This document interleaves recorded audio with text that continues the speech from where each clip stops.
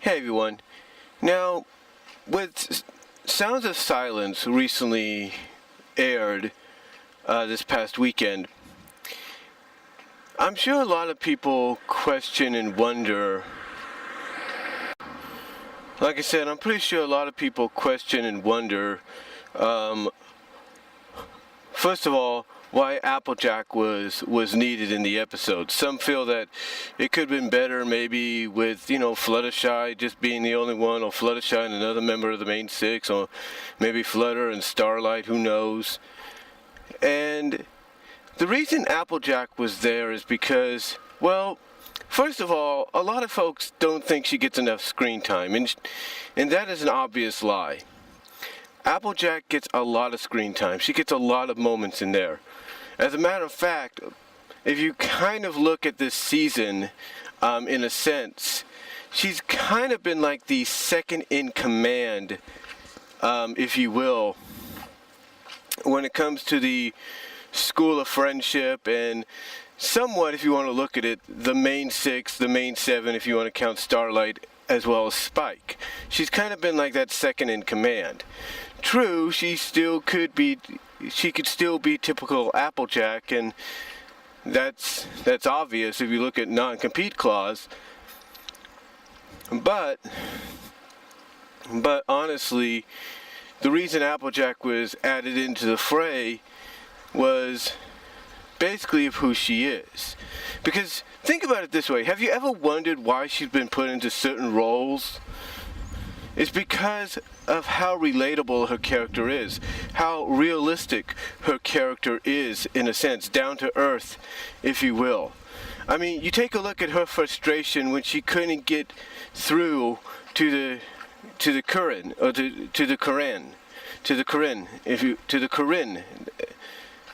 if you will. When she couldn't get through to the Corinne, you saw her frustration. That's very relatable to a lot of us when we try to communicate with those that they can understand what we're saying, but we can't understand what they're saying or what they're trying to tell us, because either there's a language barrier or something else. So Applejack there was to add a little bit of comedy, but also add a bit of relatability. Because like I said, when you look at Applejack, she is basically a very down-to-earth character in the show, and relatable to us, the audience, in many ways. Basically making her the most realistic character, the most realistic member, I should say. Like I said, making her the most realistic member of the main group in the series. It makes her very relatable and very realistic and identifiable. It makes her all that and more. So if you ask why she was added to the picture or added into the story, there's your answer. She was added in because of the fact that she was basically in the position of us. She was in that position of relatability, of showing frustration, of not getting a straight answer, or not being able to communicate or get through to someone, that even though they understood what you were saying, they weren't communicating back to you. It's like they weren't telling you what the problem was so you can help solve it.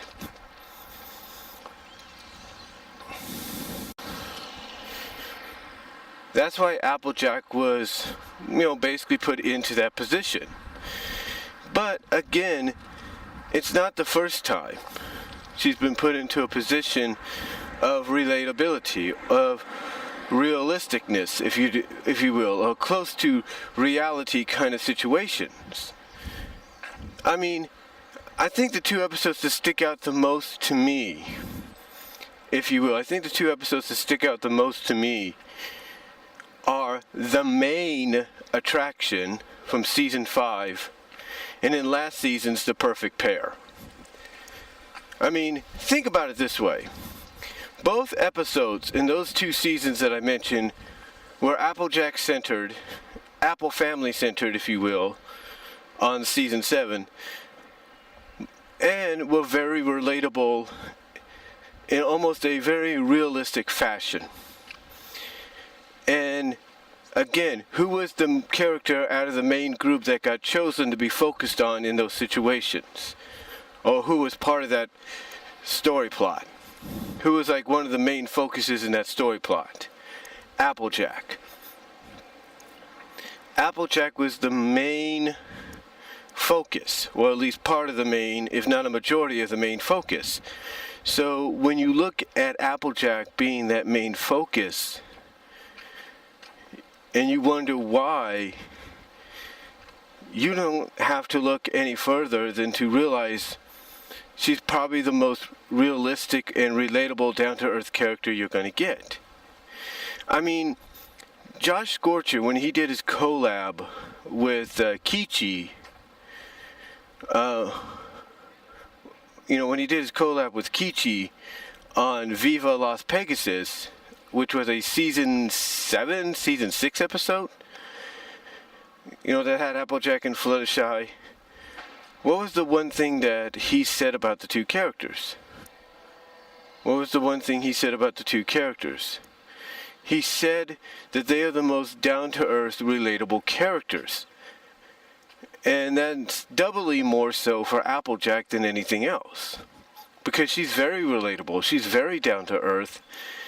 And like I said, you take a look at the frustration she had talking to the Kurin, or trying to communicate with them, or trying to communicate with the Kurin, and you see and relate to that frustration. Because we've all been there in real life. We've all been in a situation to where we want to help, but we can't help if someone isn't. It's like, what I'm saying is, we've all been in a situation to where basically we want to help, but we can't help if we don't know what the situation is. And it gets frustrating when no one will tell us what that situation is, what the problem is.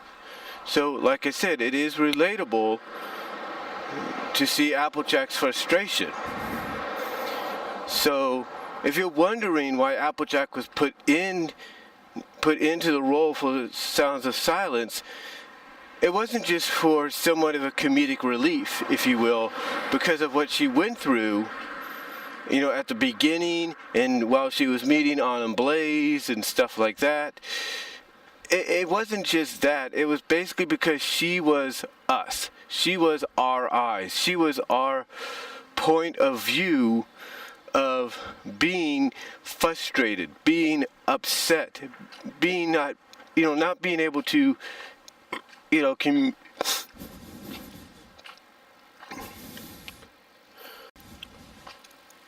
sorry about that. But like I said, not being able to communicate to find out what the problem is, but then to find out later on when she finally does meet someone, like I said, in a character like Autumn Blaze, and find out what the real problem is. So that's why when you look at Applejack in her role in Sounds of Silence, you get a character. You get that she's there because she's a character that you can relate to when it comes to the situations that she's in. You kind of understand what she's going through. You kind of relate to her stubbornness a little bit when basically, she's not hearing Fluttershy out at the beginning of finding a shortcut to the Kurin village, or why Fluttershy feels that, hey, we can't help them get their voices back because this could happen. You could relate to that. And to me, Applejack's a very relatable, realistic, down-to-earth character that the show has. And this is why when I hear people say that they don't know what her future is going to be, come Generation 5, if that happens, I think the rumors of not knowing what her situation is going to be, whether or not she'll be there, or what's going to happen, I think you have to take those rumors with a very big grain of salt, because I don't think Hasbro is going to take one of their established characters and just remove them from the picture because some people say, oh, they're not utilizing her the way they should. They're not focusing on her as much as they should. And that's a complete lie. So when I hear people say, well, we don't know what AppleJack's future is going to be, or this is what's going to happen, or that's what's going to happen, I say let's wait and see, and let's take whatever rumors are being talked about involving this character with a very big grain of salt. Because again, why would you, and this is the honest truth, why would you,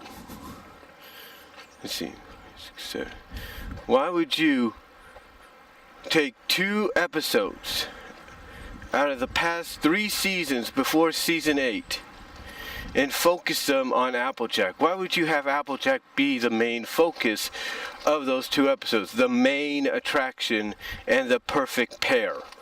Why would you do that? You wouldn't.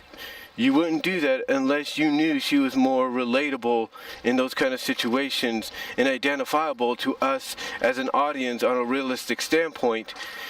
If you didn't, in those kind of scenarios, in those kind of situations.